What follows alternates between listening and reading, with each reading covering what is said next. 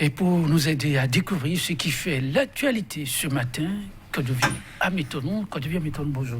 Bonjour Joël Etondi, bonjour également à nos amis téléspectateurs. Merci d'être encore une fois là au rendez-vous pour démarrer la toute nouvelle semaine du mois d'avril ensemble. Il n'y aura pas de poisson d'avril sur ce plateau, rassurez-vous mesdames, messieurs. Un week-end très très mouvementé politiquement, mais aussi économiquement, disent d'aucuns. Nous allons plutôt nous remettre à Kodouvi Ametonou qui a fait la collecte, qui s'impose. Kodouvi Ametonou, qu'est-ce qu'on doit se mettre sous la dent ce matin? Oui, lorsque vous parlez d'économie, c'est allusion faite donc au président d'honneur du parti USL, qui la Cour africaine des droits de l'homme et des peuples a rendu une décision qui le restaure complètement dans ses droits et attributs.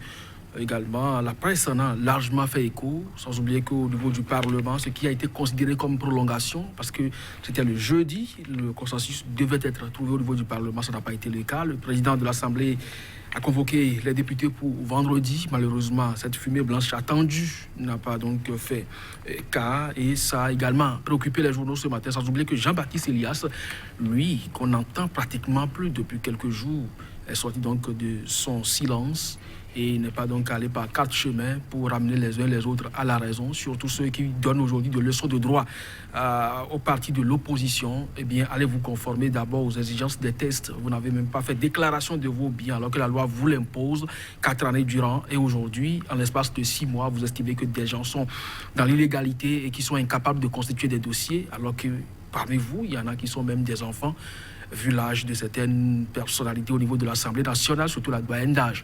Donc de ce point de vue, il y a beaucoup de réactions au niveau de la presse. On ne pourra pas faire le tour de tous ces sujets, parce qu'il y a sûr une moisson bien importante est concoctée pour vous. Vous ne serez pas déçus, Joël Etondi. Ah oui, j'imagine là que vous les faites saliver. Je vous laisse plutôt le plateau pour... Alors on va démarrer donc avec le journal Actu Express qui écrit en titre relativement à votre premier sujet, l'économie. Eh bien, décision finale de la Cour africaine des droits de l'homme et du peuple au sujet de la nébuleuse de 18 kg de cocaïne. À Djavon, blanc comme neige, le triomphe du droit sur la dictature, la justice béninoise dans l'Agadou, lorsque des considérations inavouées volent la vedette à l'intérêt national, et bien nécessité de restaurer la démocratie, urgence de réhabiliter l'état de droit. Au Bénin, c'est toujours le journal Actu Express qui va plus loin et constate qu'il y a du rififi autour de la propriété de fait du vénérable mémoire général Mathieu Kérékou, eh bien, qui veut souiller la mémoire d'un héros national. Une décision impopulaire, une option à reporter. Et puis, parlant donc de cette législative d'avril 2019, Jean-Baptiste Elias confond les députés du BMP. En tout cas, seul Patrice Talon détient la solution pour une sortie rapide de la crise électorale d'ici. Le président de l'autorité nationale de lutte contre la corruption et dynamisme info de lui emboîter donc le pas, appelle à se rendre aux urnes que pour choisir entre les seules listes de la mouvance, une petite comédie du BMP sans écho favorable auprès du peuple mature qui donc tient la corde pour l'amour de la patrie, relâché donc préconise le journal. La dépêche, cette fois, le dernier verdict de la Cour africaine des droits de l'homme et des peuples, le Bénin frappé d'une condamnation sans appel, la justice béninoise au banc des accusés. Lire donc le verdict dans les colonnes du journal. 6 mois pour se mettre en règle, quelques réactions à suivre également. Et puis retour à l'Assemblée nationale pour une sortie de crise, ce que Talon veut. Le BMP vaudra également. Et puis, proposition de sortie de crise soumise à l'Assemblée nationale. Vous avez le rapport des professeurs Topanou et Aïvo dans les colonnes du journal La Dépêche. L'Afrique en marche, cette fois. Décision de la CADHP.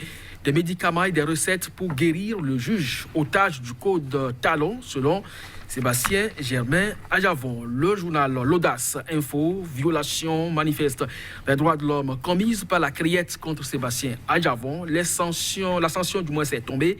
Le Bénin condamné. Le confrère de la matinée a fait 18 kg de cocaïne pure.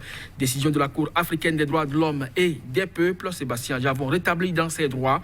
L'État béninois condamné. La criette récusée, jugée illégale. Lire toute la décision dans les colonnes du journal. Et puis le président du FONAC sur Radio Tokpa hier, les ingrédients sont là pour créer la frustration, pour conduire notre pays dans le décor, prévient-il. Le nouvel observateur, la CHDHP, depuis Arusha à Cotonou, à propos du dossier 18 kg de cocaïne pure, Sébastien Adjavon est totalement blanchi.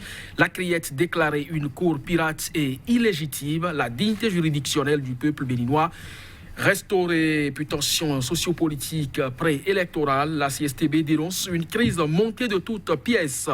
Et puis la fumée blanche n'étant pas sortie ce vendredi le 29 mars à l'Assemblée nationale, l'USL invite Oumbédi à éclairer l'opinion nationale et internationale sur la réalité des faits le 29 mars 2019. Et puis selon Jean-Baptiste Elias, la modification de l'article 56 pantalon est l'issue de la crise. Le pays émergent. Affaire 18 kg de cocaïne, la Cour africaine des droits de l'homme condamne lourdement l'État béninois. Sébastien Adjavon rétablit donc satisfait par la décision de la Cour africaine, Maître Isiaka Mustafa.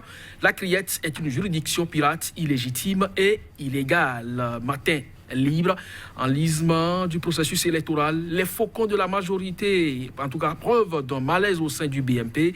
Une dernière plénière pour consensus ce jour. Et puis point média pour terminer. Appel à aller au vote le 28 avril prochain. La députée du BMP totalement dans le décor vivement un secours divin pour le retour de la raison à l'hémicycle ce jour. Et puis contentieux à Adjavon, l'État béninois devant la Cour africaine des droits de l'homme et des peuples. Adjavon rétabli, la criette décriée, l'État béninois désavoué. Puis Jean-Baptiste Elias, député PIA du BMP. Est-ce que vous-même qui parlez aujourd'hui, vous avez respecté la loi? C'est une interrogation à la une du journal Point Média, et c'est avec ce journal que nous allons refermer la une des journaux pour le compte de ce matin. Merci à vous, Kodjovi. Maintenant, nous allons démarrer par là où vous avez commencé.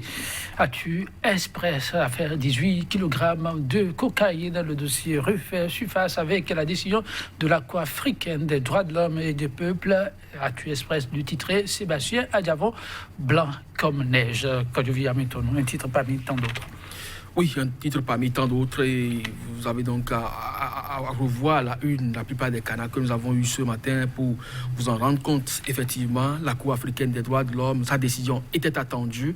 Elle avait entre-temps enjoint la criette de surseoir à sa décision rendue le 18 octobre, mais ça n'a jamais été le cas. La Cour a fini par trancher, ne serait-ce que sur ce qui concerne la violation des droits de Sébastien Germain Adjavon. Pour le moment, tout ce qu'il a réclamé comme dommage viendra donc par la suite. Mais donc, en attendant, la Cour l'a blanchi dans ce dossier et l'État béninois a effectivement, comme beaucoup d'autres cadres l'ont écrit, condamné à 6 mois pour se mettre en règle vis-à-vis donc de cette juridiction qui fait office de droit aujourd'hui, qui plane sur l'État béninois, puisque le Bénin fait partie donc de ces États qui ont ratifié donc cette convention. Il est obligé donc de se plier à cette décision. On attend donc de voir ce qui va se passer. Toujours est-il que, comme beaucoup de journaux l'ont déjà écrit, la justice et l'état de droit sont aujourd'hui restaurés par cette Cour africaine des droits de l'homme et des peuples. Et si d'aucuns pensent que oui, la justice est aujourd'hui otage de la gouvernance actuelle, oui, c'est de bon droit. Mais toujours est-il que, au-dessus donc des lois nationales ou internes, il y a quand même d'autres qui s'imposent. Et le Bénin ne fera donc pas figure de mauvais élèves à ce moment précis, puisque nous sommes dans la ligne de mire de beaucoup d'organismes internationaux. La CEDEAO a dépêché une mission pour apprécier l'état de notre démocratie, surtout l'organisation des élections. Les Nations Unies également se sont penchées sur notre cas. Ça n'a jamais été le cas. Patrice Talon l'a dit. Face aux acteurs politiques, j'aurais bien voulu que les élections se déroulent dans mon pays comme par le passé, afin qu'au sortir donc de ces élections, ce soit de façon conviviale. Il faut que la justice également se respecte et que le Bénin, au Conseil des Nations, se fasse également respecter à travers l'application et le respect des normes internationales librement consenties. Oui, de cette décision, chaque organe est allé de son analyse, mais aussi de son angle. La dépêche fait encore un arrêt sur cette décision, mais avec un autre aspect abordé par ici, la justice béninoise, pour ceux qui en doutent encore, en difficulté, et le voilà ou la voilà pointé d'un doigt accusateur. Il serait au banc des accusés. Il faut vraiment le laver à l'eau de Javel, écrit quelqu'un dans l'angle. La justice béninoise, quand je viens m'étonner. C'est malheureux. Parce que, oui, par le passé, nous avons dénoncé un certain nombre d'agissements des acteurs politiques qui tendent à jeter de l'opprobre sur ce qu'on peut appeler justice, si encore on en a une aujourd'hui en République du Bénin. Mais malheureusement, depuis quelques jours, quelques mois, pour ne pas dire années, eh bien, ça va de mal en pire, malheureusement. Malheureusement, ces faits, on pouvait les éviter. Et lorsque la Cour constitutionnelle, qui est quand même chargé de vérifier si une disposition normative est conforme à la Constitution, nous déclare qu'il y a un pan d'articles au niveau donc de l'acte qui crée cette juridiction d'exception qu'est la CRIET, qui n'est pas conforme à la Constitution. Je l'avais déjà dit sur ce plateau, on ne demande pas à la Cour d'amender les textes qu'on lui soumet. Il est question de dire si oui ou non c'est conforme à la Constitution. Mais malheureusement, on en est là.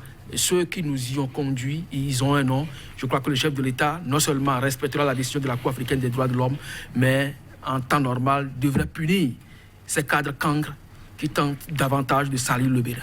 Merci, Kodji Hamilton. Le temps est vite parti ce matin. Bon, c'est la réalité. On se retrouvera demain pour poursuivre l'exercice. Par la grâce de Dieu, on sera au rendez-vous. Tout à fait. Chers téléspectateurs, à demain.